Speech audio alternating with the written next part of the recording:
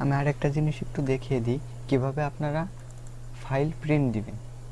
আমি ওয়ার্ডে একটি ডকুমেন্ট ওপেন করলাম, এই ফাইলটা আমি প্রিন্ট দিতে চাচ্ছি। সেই জন্য প্রিন্ট দেওয়ার জন্য প্রথমেই প্রিন্ট কমান্ডটা আমাদের দিতে হবে। আমরা কিবোর্ডের মাধ্যমে দিতে পারি Ctrl+P প্রেস করে। আর যদি ম্যানুয়ালভাবে দিতে চাই তাহলে ফাইলে যাবেন, এখানে প্রিন্ট, একই অপশান আপনারা এখানে পেয়ে যাবেন। এখানে দেখি কিছু কিছু অপশান আছে, এটা এই সেটিংসগুলো আমরা একটু দেখি। হ্যাঁ, প্রথমে আছে প্রিন্ট অপশান, এটা আমরা একদম শেষে দেব। এর আগে যে অপশানগুলো এখানে আছে সেইগুলো আমরা দেখব। এখানে প্রথমে আছে কপি।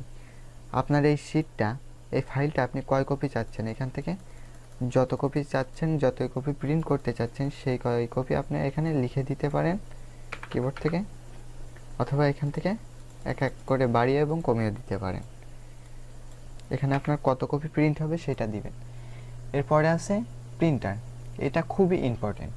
দেখা গেছে আপনার কম্পিউটারে একাধিক প্রিন্টার যোগ করা আছে বিভিন্ন ধরনের।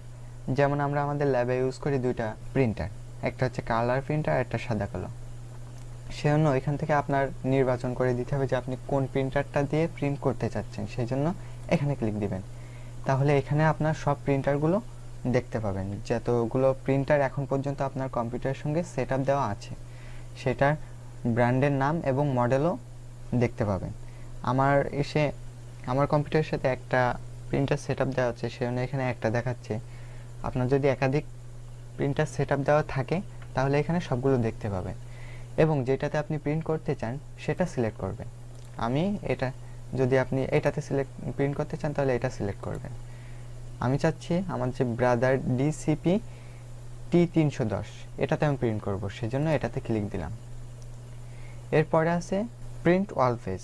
এখানে আমার দুইটা পেজের ডকুমেন্ট আছে, আমার কি দুইটা পেজই প্রিন্ট করবে, নাকি এখানে আমি চাচ্ছি 1 নম্বর পেজটা প্রিন্ট করব নাকি 2 নম্বর পেজটা, সেটা এখান থেকে সিলেক্ট করে দিতে পারবো।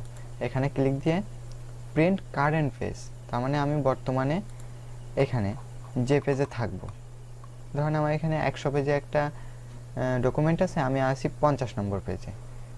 এখানে পেজে থাকার অবস্থায় Ctrl+P দিয়েছি।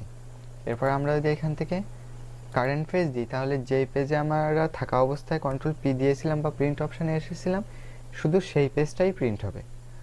এই যে দেখেন এখানে বলছে print current page just this page, এখানে প্রিভিউতে আমি দেখতে পাচ্ছি।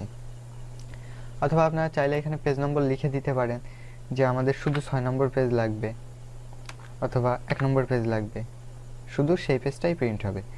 অথবা আপনি চাচ্ছেন আপনার 1 থেকে 50টা পেজের একটা ডকুমেন্ট আছে, আপনি চাচ্ছেন যে আমার 10 থেকে 15 নম্বর পেজ পর্যন্ত প্রিন্ট হোক, তাহলে আপনি এখানে লিখে দেবেন 10 হাইফেন অর্থ হচ্ছে থেকে 10 থেকে 15, তাহলে আপনার 10 থেকে 15 পেজ পর্যন্ত এই 5টা পেজ প্রিন্ট হবে। ওকে, এবার আপনি চাচ্ছেন যে এই 50টা পেজের ভিতরে আমার লাগবে 10 নম্বর পেজ, 12 নম্বর পেজ এবং 14 নম্বর পেজ, এই 3টা পেজ লাগবে। তাহলে এখানে লিখতে হবে 10 নম্বর পেজ লাগবে কমা 12 নম্বর পেজ কমা 14 নম্বর পেজ, এভাবে একটা একটা হলে কমা দিয়ে লিখতে হবে। এরপর দরকার হচ্ছে 25 নম্বর পেজ কমা 30 নম্বর পেজ, এভাবে কমা দিয়ে লিখতে হবে আপনার যে কয়টা পেজ প্রয়োজন।